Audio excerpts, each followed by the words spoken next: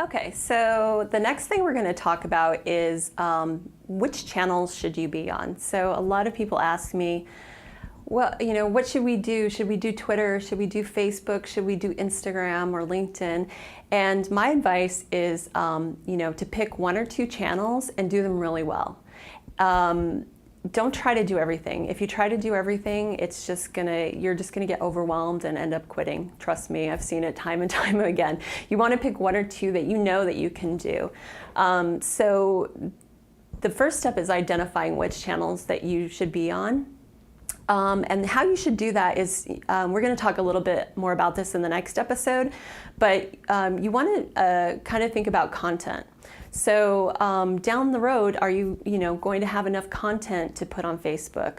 Are you going to be able to take enough pictures to put on Facebook? If you're going to do Twitter, are you going to be able to come up with enough content? Twitter is a very heavy content platform, and you need a lot of content to keep it going.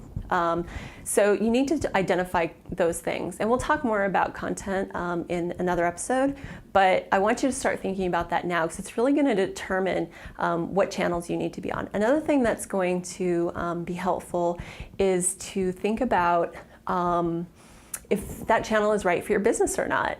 So using the example again of a flower shop, being on Facebook is probably a good idea for the flower shop, but they don't really do a lot of events or anything like that. So maybe Twitter would be, Twitter tends to be more informational social channel, meaning you get a lot of information from it, meaning we're having an event here, or here's another thing that's going on, and this little flower shop doesn't have that. So that might be a place where they don't want to invest resources.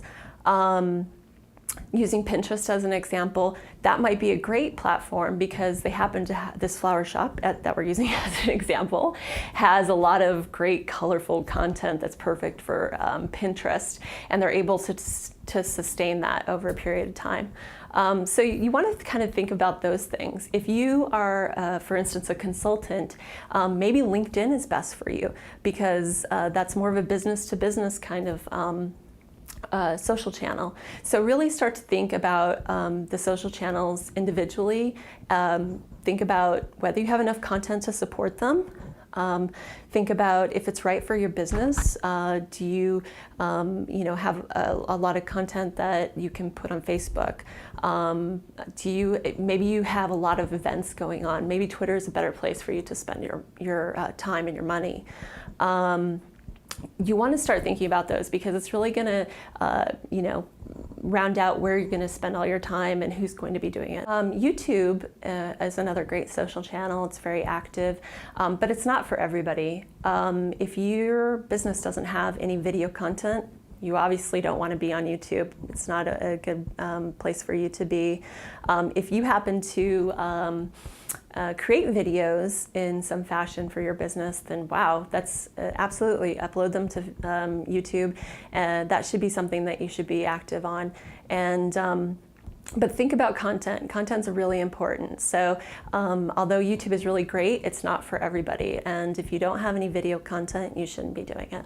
So your to-do item for this episode is I'd like you to do a little investigation into the different social channels and begin to think about what channel will be right for your business. Write down the social channel and why you think that would be a good place for you to start. If you get to a social channel and you don't have a lot to put towards that channel, it's probably not something you should be doing. So stick with the one or two that you know that you can make a strong presence in, and that's your to-do item.